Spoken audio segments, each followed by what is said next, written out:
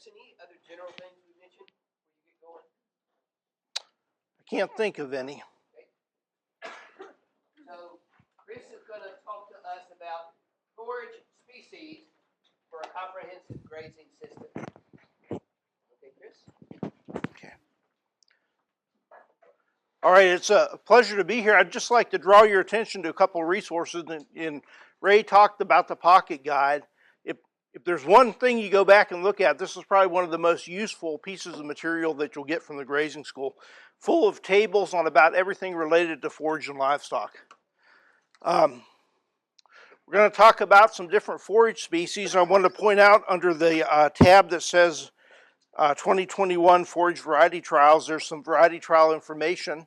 We can also access variety trial information on our webpage by going to just Googling UKY forages. It'll bring our webpage up and just click on the variety trials icon. Ray, are you going to talk about how to use the long-term summary for variety trials? Chris, I can during the break, or if you want to mention something of that? I'll just go on with my talk and maybe we'll mention it on the break real quick. And then I'm going to talk a little bit this afternoon about weed control in pastures, not a weed control talk, but as a part of a pasture rejuvenation talk.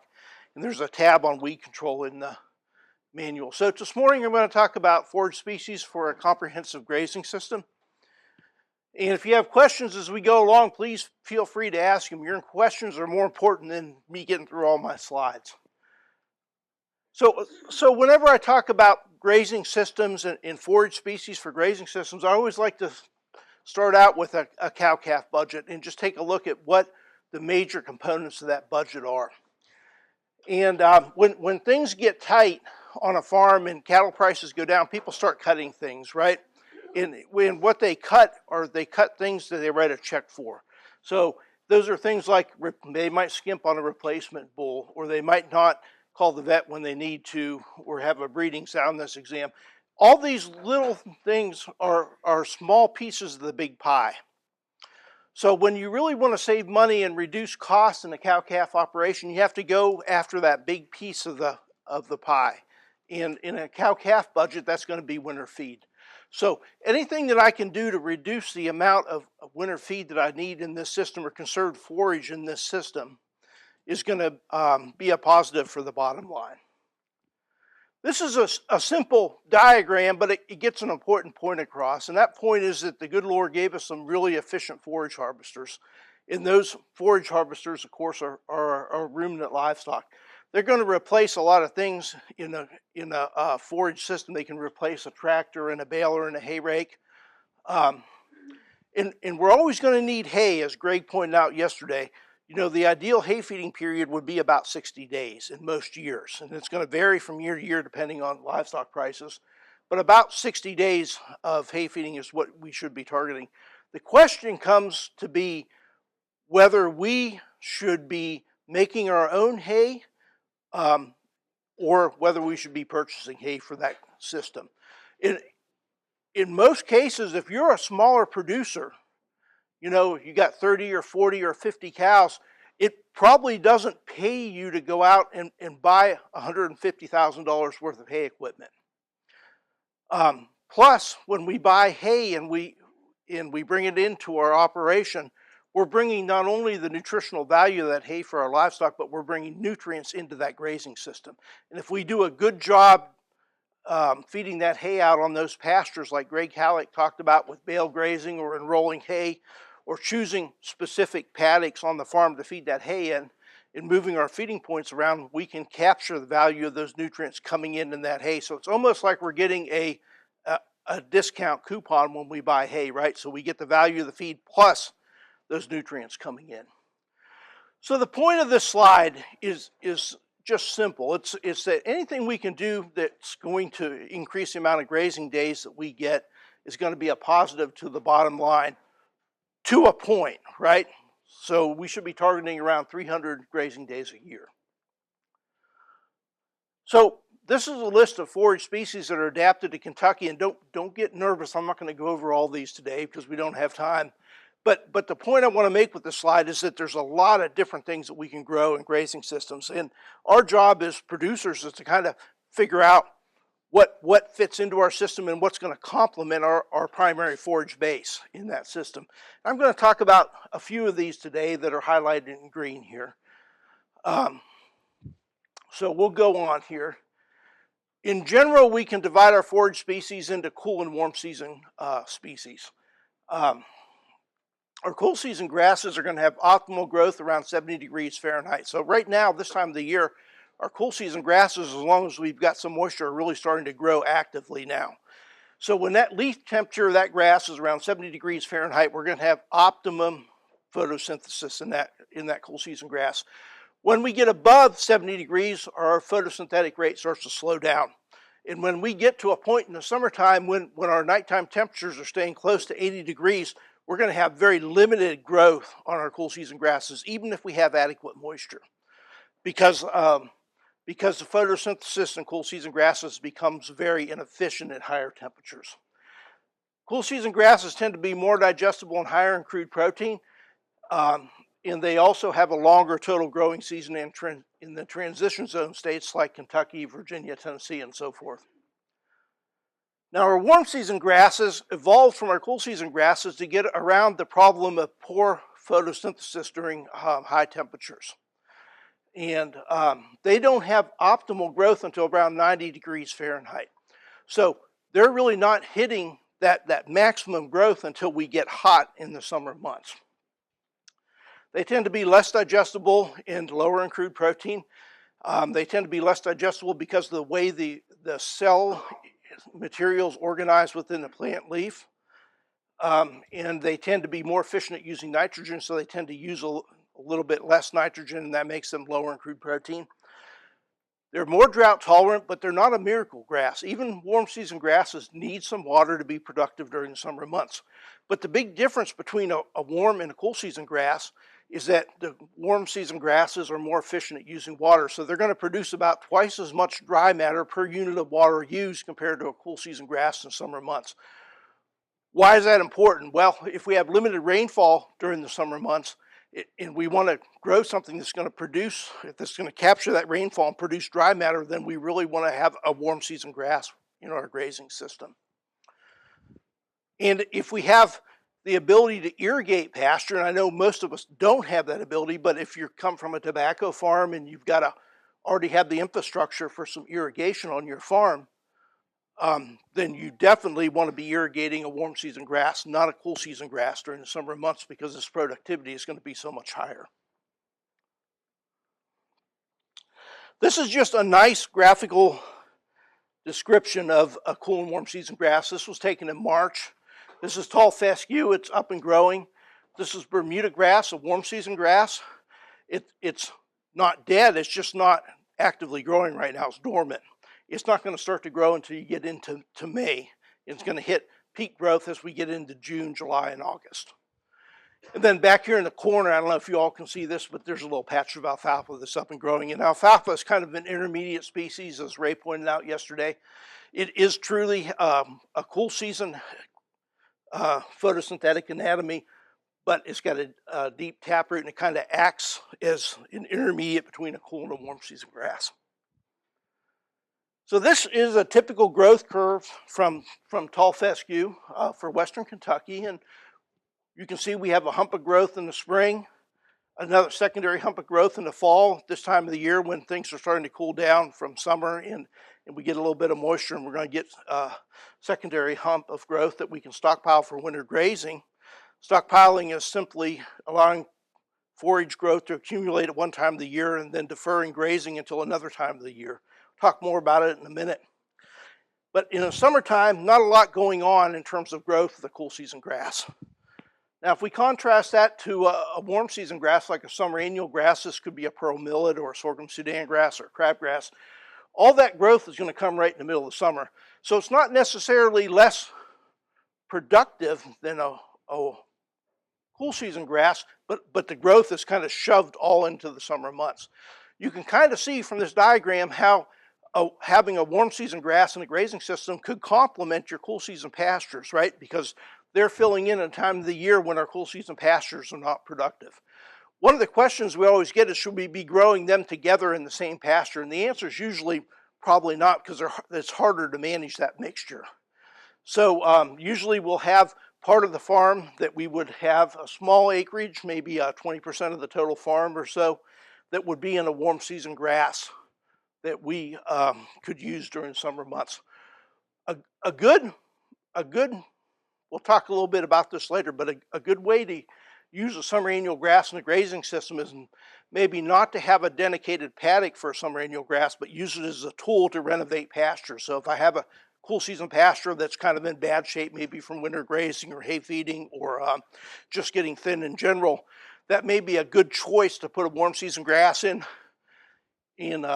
late spring, early summer, use it for grazing during the summer months, and then come back in and reseed a permanent pasture. The most profitable grazing systems are going to be based on well-adapted perennial species that are complemented with some summer annual grasses. So let's talk about some specific species now. And this is the grass that we tend to love to hate, right? Tall fescue.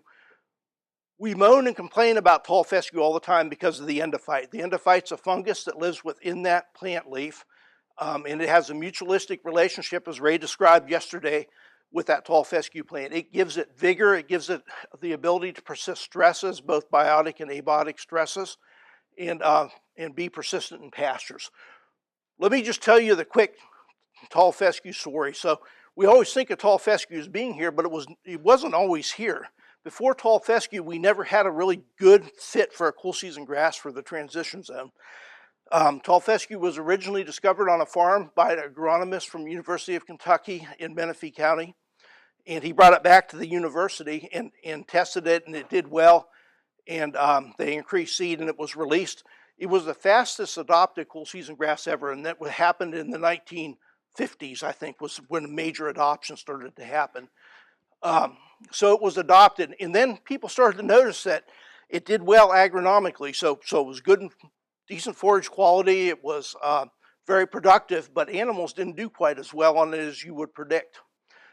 And so it wasn't until the 1970s, is that right, Ray, or 1980s, they discovered the endophyte? Late 70s. They discovered the endophyte. A guy in Georgia discovered the endophyte and figured out that that was the problem. So, you know, as plant breeders do, they came back and said, well, we can take the endophyte out of the grass.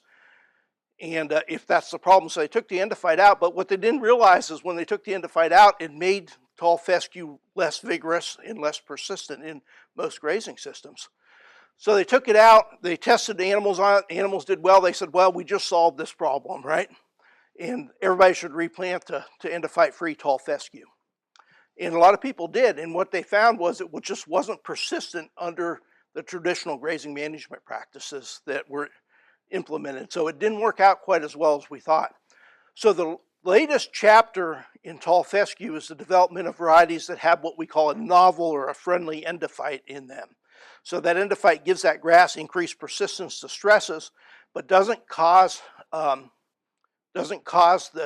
negative aspects in terms of animal performance. So the endophyte causes reduced average daily gains during the summer months, can cause fescue foot during the cold part of the year, can cause animals to lose their switch during the summer, during the winter months. It costs the livestock industry about $1 billion a year. So they developed novel endophyte varieties, and if you're interested in novel endophyte varieties, we have a whole workshop, one-day workshop just on novel endophyte tall fescue. So now those are available on the market, and if you're going to plant tall fescue, you know that's probably what you want to plant is a novel endophyte variety. And our workshops go into great detail on how to establish those successfully. Now, the thing to remember about novel endophyte varieties is that they don't provide the animal with any negative feedback. So when I'm an animal and I'm grazing a tall fescue, toxic tall fescue variety, I don't feel good in the summertime, so I tend to graze less of it. And that's one of the mechanisms that the tall fescue plant uses to reduce grazing pressure. There's no negative feedback with the novel endophyte varieties. So what that means is that we need to manage those better in a rotational stocking system for them to be really persistent. So tall fescue is by far our best adapted cool season grass, and it's been kind of that love-hate relationship. And at the end of the day, it's weaned more calves than any other grass that we have. We have to view it as a blessing rather than a curse and ask ourselves, how do we fit it into a grazing system in Kentucky? And the answers is we really need to focus on management. We need to think about things like optimizing soil fertility. And when we optimize soil fertility, then we can do a better job at managing for legumes in the stand. And the legumes have a dilution effect, but as Ray pointed out yesterday, red clover, that's one of our primary pasture legumes we'll talk about in a minute, also has a physiological effect in that it reverses the vasoconstriction caused by the endophyte in livestock. We need to think about incorporating novel endophyte into grazing systems. So whenever we plant a tall fescue, we need to think about using a novel endophyte variety. It's a little bit more expensive, but it's going to be better for the livestock in the long term. We need to look at where we can incorporate it into a system. So if we have a crop field that's coming out of, say, soybeans, novel endophyte tall fescue would make a perfect sense to go into that crop field because it's free of toxic tall fescue.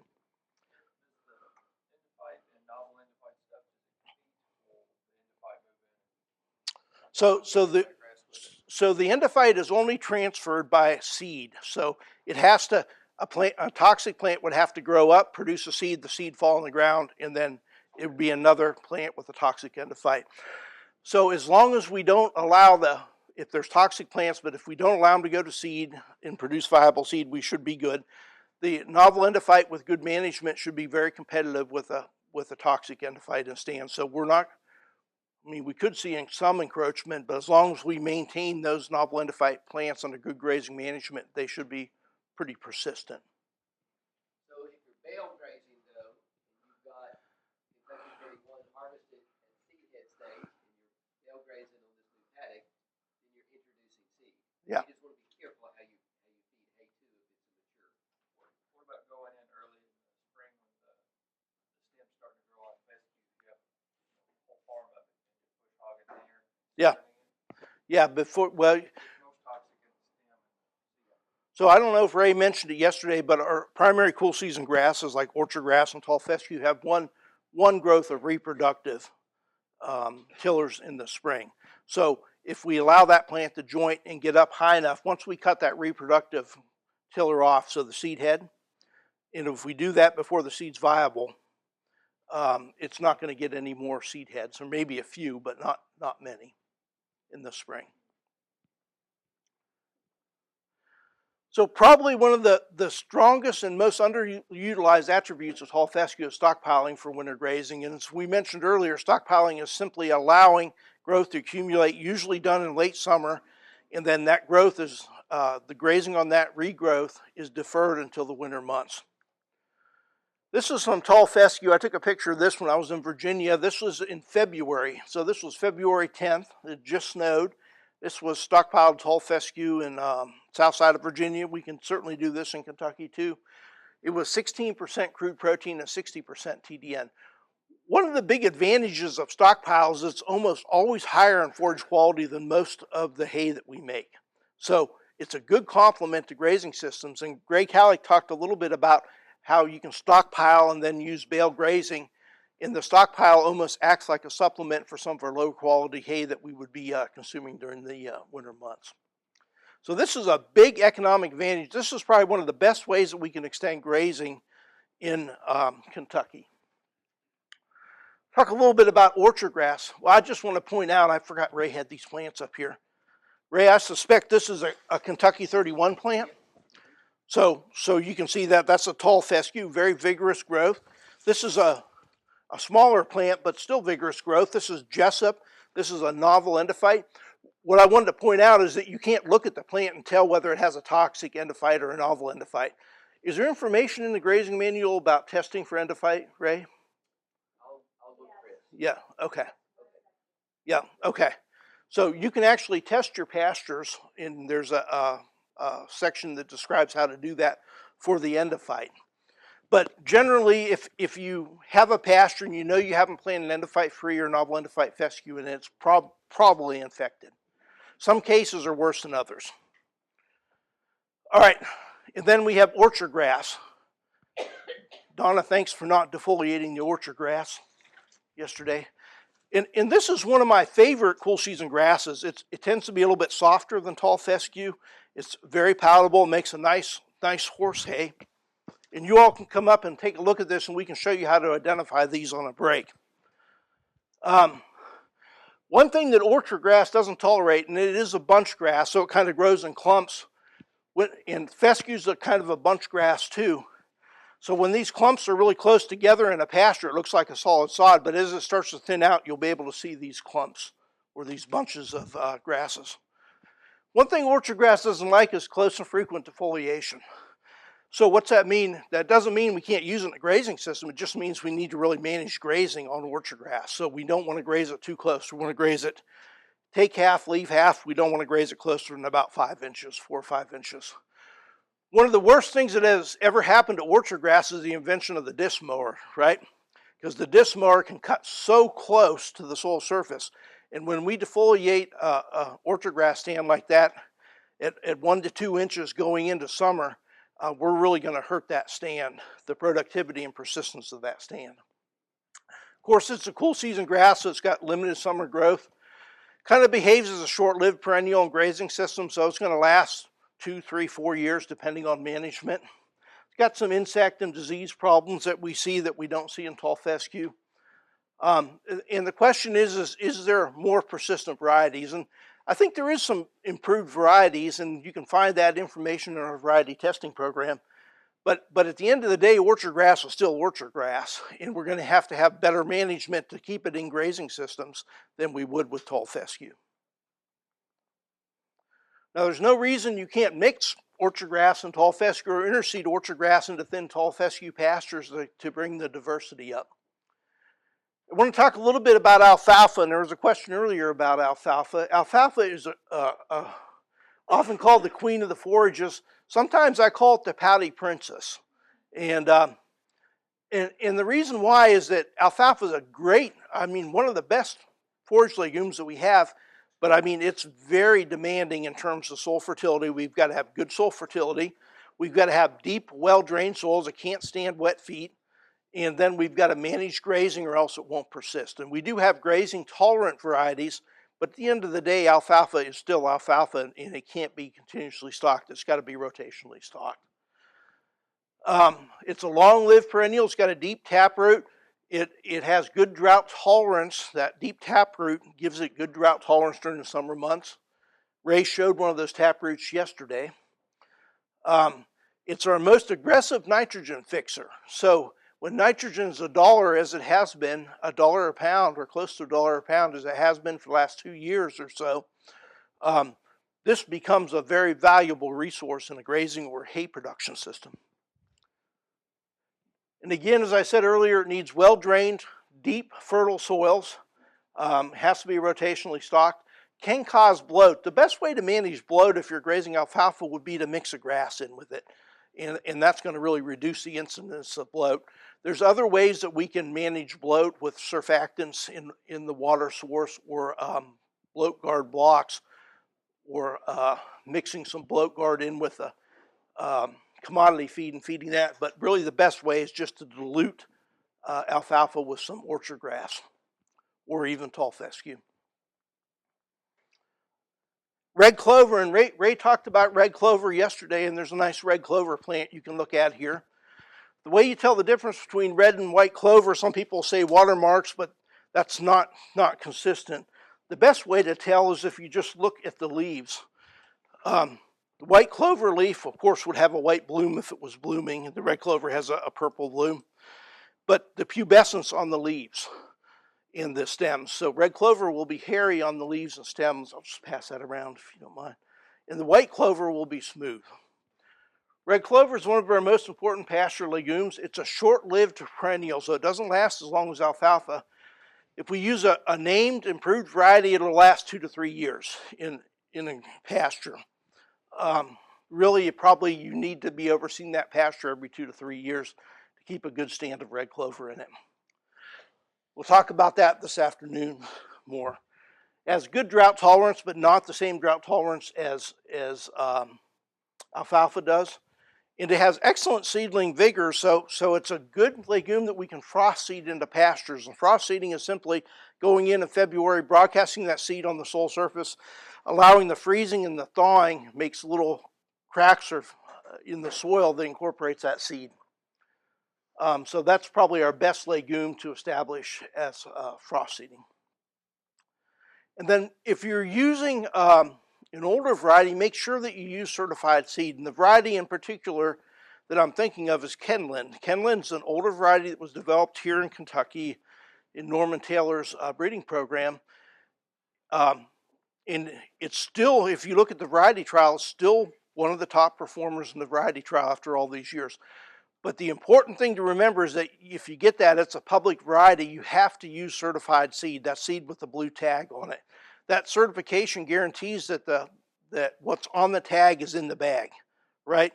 If I use Kenland that's not certified, you're never sure that you're actually getting Kenland. It could be just some type of medium red clover. So it's important to use certified seed. White clover is another very important pasture legume. A lot of times when we frost seed pastures, we'll frost seed a combination of red and white clover onto the pastures. The nice thing about the white clover is its growth habit. See if I can find a nice stolon here. It has a spreading type growth habit.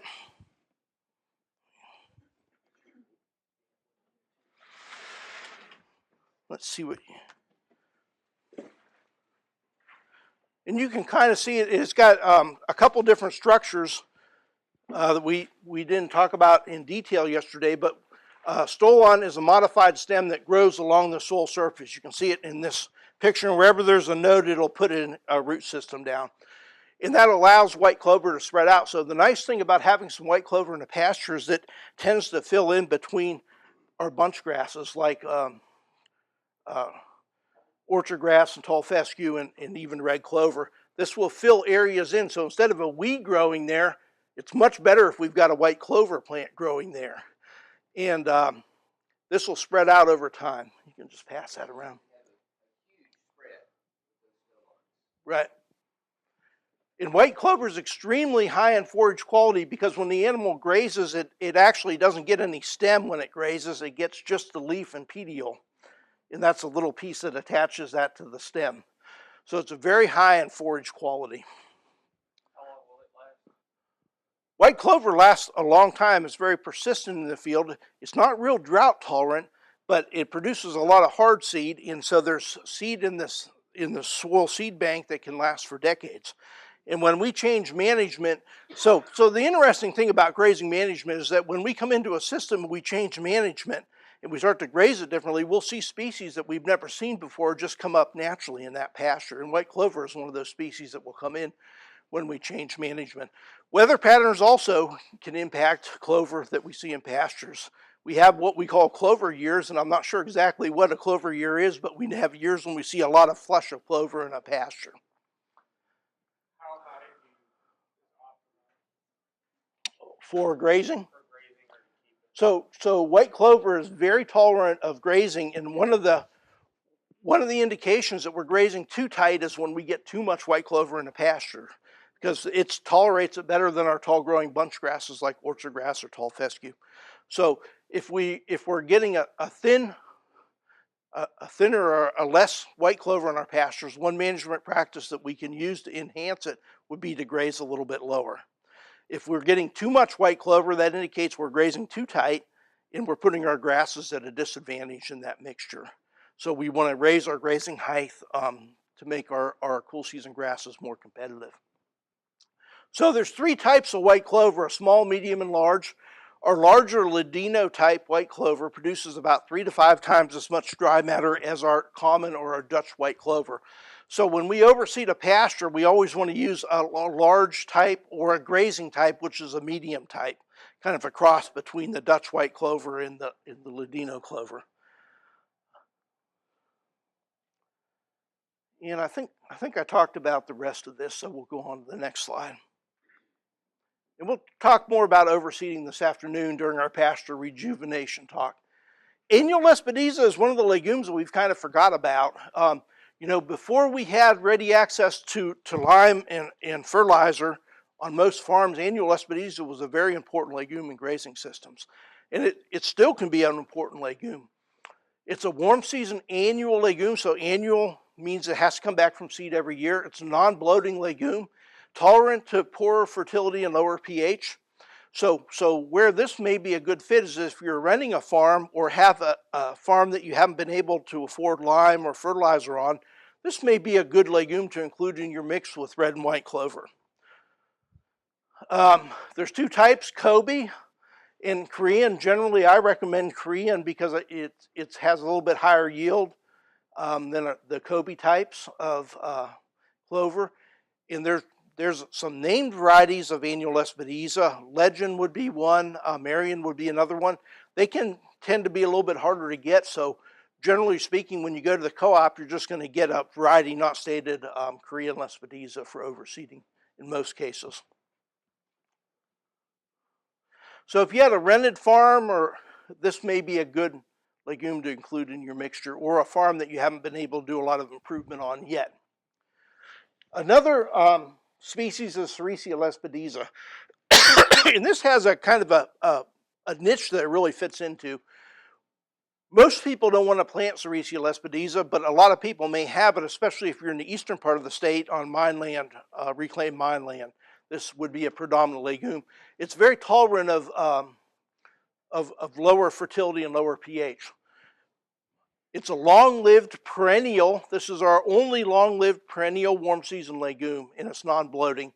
Well adapted to transition zone, extremely drought tolerant, tolerant of acid soils. What's the worst part about Sericea Lespedeza? Hard, that's right, it's not real palatable, right? So if we're managing it, we never want it to get above our knees when we're grazing it, right? If it gets up to here, then it's going to be very unpalatable for the animals. And depending on the type of or variety of Sericea Lespedeza, it can have higher levels of tannins. Tannins make it taste astringent, so it's not real palatable to livestock. There are some varieties that have lower levels of tannins. It's almost impossible to get a named variety of Sericea Lespedeza with the exception of AU Grazer, which you can get from Sims Brothers Seeds. AU Grazer was selected under grazing at Auburn University. AU stands for Auburn University, has finer stems, and it has improved grazing tolerance. So if you're going to try a Sericea Lespedeza, the variety you'd want to try to get is AU Grazer. Its real niche is for small ruminant producers. It has some natural worming effects that some research has shown. So it can be a good choice for small ruminants like goats in a grazing system. Sheep eat it well, okay. And it has to be grazed rotationally, so you want to, it has a carbohydrate cycle like Ray pointed out yesterday, like alfalfa, so it needs to be grazed, rested, and grazed. Can be difficult to establish. Once it's established, it's extremely vigorous, but it doesn't have great seedling vigor. And that's why it kind of shows up on places where nothing else grows, right? So there's not a lot of competition during establishment. Reclaimed mine land, roadsides, any kind of disturbed land, it can be pretty tall. It can get established there and then be pretty vigorous. So if you're establishing it in a grazing system, the ideal scenario would be you establish it first and come back and seed a grass into it. Bermuda grass. Is Bermuda grass adapted to Kentucky? Yeah, no? Yeah, it is. It's probably more prevalent as we move west and south in the state. So we see quite a bit of Bermuda grass even occurring naturally in western Kentucky. So it is well adapted, especially in the western part of the state, in the southern part of the state. relatively little Bermuda grass has been planted, and it kind of goes back to the way it had to be established in the past, and that was from sprigs, and sprigs are vegetative parts of that plant. So you dig part of the Bermuda grass stand up, you take that root and crown of the Bermuda grass plant, and then you actually transplant it onto another field. And we never really had the right equipment or sprig sources to use a lot of improved Bermuda grass varieties. Kind of the exciting thing that's happened in the last decade and a half has been the development of seeded Bermuda grasses that you would establish like any other small seeded forage crop that have improved cold tolerance. And that cold tolerance has allowed those seeded Bermuda grasses to persist in most years in the transition zone states like Kentucky and Tennessee and Virginia and North Carolina. The seeded Bermuda grasses are established again like any other small seeded forage, and they come two ways. They come as a cultivar, that's one pure variety in a bag, or a lot of times they're marketed as a blend, and that's several varieties in the same bag. If you get a blend, you want to avoid blends that have Arizona common or giant Bermuda grass in them, because those two types of seeded Bermuda grass are not cold tolerant. They won't survive here. So you want to make sure that the varieties that are in that blend are tolerant of cooler temperatures and will survive in Kentucky. And we've got a new trial out that we put in Livingston County this year, and we've got an older trial that's in Marshall County on a farm, and the seeded Bermuda grasses look really good in both those trials. This is some data from Virginia Tech. I had this trial for about 10 years, the seeded Bermuda grass trial. And what I want you to look at is this last column. And the last column had yields that were between 6 and 7.5 tons of dry matter. So it's tremendously, under good intensive management, it's tremendously productive. But that doesn't come for free, right? So Bermuda grass is a nitrogen lover, so this would be a bad year to plant it because nitrogen is about $1 a pound, right? So if you plant Bermuda grass, you have to make that commitment to putting some nitrogen on it. I just threw this slide up, and these varieties that are highlighted in yellow were from another trial. This is from another trial, and the varieties highlighted in yellow were local ecotypes of Bermuda grass. And the reason I put this up is that they're not top in the trial, but they're not bad yielders either. You know, 7 tons of dry matter is pretty good for a seeded Bermuda for a Bermuda grass ecotype. So these are just varieties that I found on local farms, and I took them back to the research station and put them in plots, and then improved management. Some varieties fall apart when you do that, or ecotypes, and some do pretty well. The reason I put this slide up is I want you to think about it. If you already have some Bermuda grass on your farm, there may not be a lot of reason for you to go out and spend money on a seeded Bermuda grass, improved seeded Bermuda grass. What you have may already meet your needs if you just start to improve management on that Bermuda grass stand. I'm doing terrible today. All right. This is just showing, I'll stop. Just tell me when to stop, Ray. This is a seeded Bermuda grass trial where we looked at nitrogen rate. And the point I want to make from this is that you've got to put nitrogen on Bermuda grass to optimize production. Not this much nitrogen. This is 500 pounds. Don't ever put 500 pounds on there. But you want to be back here on this straight part of the curve. So you're going to have to make that commitment to putting some nitrogen on. Wanted to mention crabgrass real quick. This is commonly considered a weed. If you ever listen to the Scotts commercials in the spring, you know, they make you feel like you're a better person for killing your crabgrass. And that may not be true in a grazing situation. It's actually a pretty palatable grass, well adapted to this part of the state. It is a true annual, so it's got to come back from seed every year. And the nice part about crabgrass is that it can be a self-reseeder. If we allow it to go to seed, it can drop seed on the soil, and then with a little bit of stimulation from light tillage or pasture drag in the spring, it can come back and produce a pretty nice stand of grass that following year. Needs to be double cropped with the winter annual, so it's going to kind of winding down in terms of growth right now. In the interseeding annual ryegrass that we'll look at this afternoon at the farm, into that stand will give it productivity in late fall and mostly in early spring before crabgrass germinates and comes up again. So we'll start to see crabgrass germinating in early May in most parts of Kentucky. Good yield potential, not quite as good as Bermuda grass, but excellent forage quality. I'm going to skip ahead a little bit here, guys.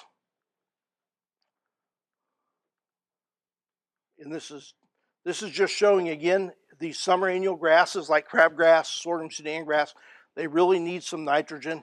This is the nitrogen curve. We had maximum nitrogen production with crabgrass, 305 pounds of nitrogen. Don't put that much nitrogen on. You want to be down here in the straight part of the curve, 150 pounds applied to split applications.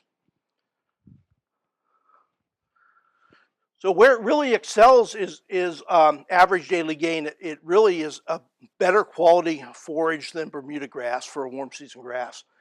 We can expect average daily gains of 1.75 pounds unsupplemented to 2 pounds a day on most crabgrass stands.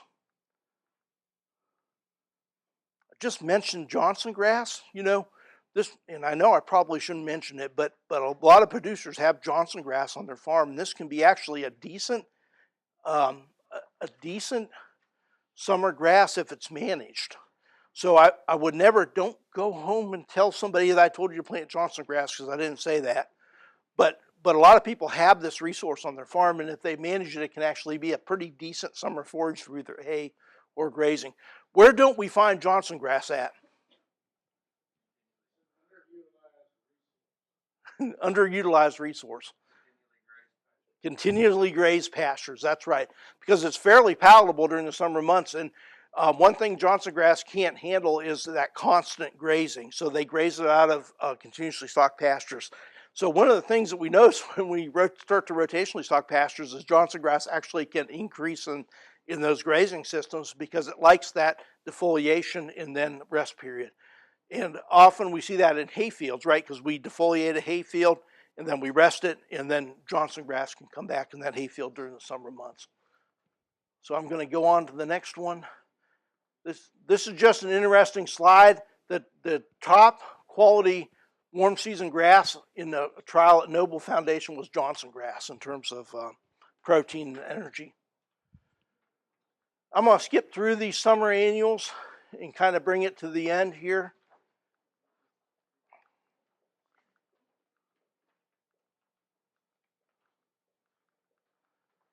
And you all can look at your slides if you have any questions on those. I wanted to end with cool season annuals, and there's several cool season annuals that you can use. Small grains are cool season annual grasses, actually, that we can graze. My favorite cool season annual would be annual ryegrass. It's just highly productive in a grazing system. And we'll look at it today at the farm. We've got a stand that's coming on at in our demo plots. Annual ryegrass is extremely high in forage quality, and it just makes a wall of grass in the spring. You can graze it, you can ensile it, and probably ensiling it or making baleage is your best choice in the spring if you're going to make conserved forage out of annual ryegrass, because it's extremely high in moisture and it's difficult to cure as dry hay in the spring. So taking that first cutting as a haylage or a baleage, where we would bale it up at a higher moisture content and then wrap it with plastic to ensile that bale, can make some very high quality feed. We had a dairy in Virginia that, so they had alfalfa, and we had a year where we had 90 inches of rain in one season, so twice our normal rainfall. And the alfalfa is extremely susceptible to waterlogging injury if it's warm and it gets waterlogged right after cutting. So anyways, long story short, all their alfalfa died that year. So as an emergency crop, they came in and planted annual ryegrass. And then they double cropped that annual ryegrass with the corn silage. They treated it as a one cut system in the spring, took a nice big cutting in the spring, killed the annual ryegrass, came back and strip tilled corn into those stands. And they never went back to alfalfa after doing that. And they had consistently silage that had crude protein concentrations of 15 to 16% in the spring, and high energy, I can't remember, about 65% TDN. So it can be a very nutritious part of either a grazing or conserved forage system. And this is just some long-term data on annual ryegrass. So this is a slide I wanted to get to, and it's kind of putting all this together into a system. So our goal should really be about 300 days of grazing. We talk about year-round grazing, but really the most profitable grazing systems are going to be about 300 days with about 2 months of stored forage feeding. And this is a potential system for transition zone states like Kentucky. We start out with our tall fescue. Remember, we've got a hump of growth in the spring, hump of growth in the fall, not much going on in the summertime. The first thing that we can do, the first step we can take to increase the number of days that we're grazing is stockpiling. That's simply taking animals off of some pastures, allowing that growth to accumulate in the fall, and then using it for deferred grazing as we move into December and January, in most cases, sometimes later in the season. So then we can come in and we can use some type of a warm season grass like a sorghum Sudan grass or a crabgrass or a Bermuda grass or even native warm season grasses to in some part of our grazing system, maybe up to 20% of the grazing system, to fill that summer slump in. That does a couple things. It gets animals off of toxic tall fescue during the summer months when it's going to be the most, the worst for the animal. And it also gives our cool season pastures time to rest. And cool season pastures that have been rested during the summer months are going to have a greater ability to produce growth in the fall for stockpiling. We can come in and fill in these remaining gaps where we had our sorghum Sudan grass or crabgrass or even a Bermuda grass stand. We can overseed a winter annual like annual ryegrass, and that's going to give us some growth in the fall, but a lot of growth in the spring. So those areas that were dormant because the warm season grass isn't growing during the winter months can be productive with a cool season annual in that system. So the point I want to make is that we've got a tremendous amount of tools in our toolbox in terms of forage species. The most profitable grazing systems are going to be ones that are based on well-adapted perennial sods. Tall fescue, maybe some orchard grass in it, clover, red and white clover, will be our primary forage base, and then we can supplement that forage base with some of these other forage species to extend our grazing season. And it's important to remember that extended grazing requires management, so it's not a freebie. So you have to manage the forage system when we want to extend the grazing year. All right, is there any questions? Yes.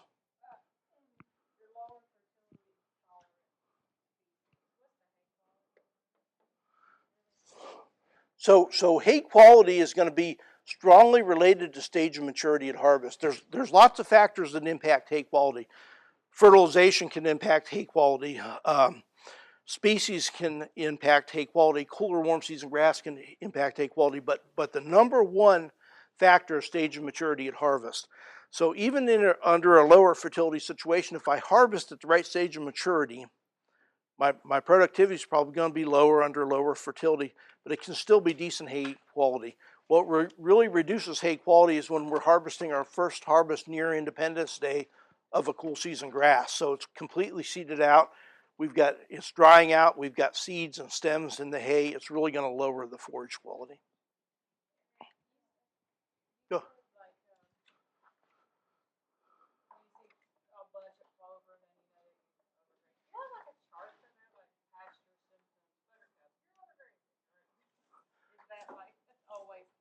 I don't know if we have a chart for that. What do we have for that, Ray?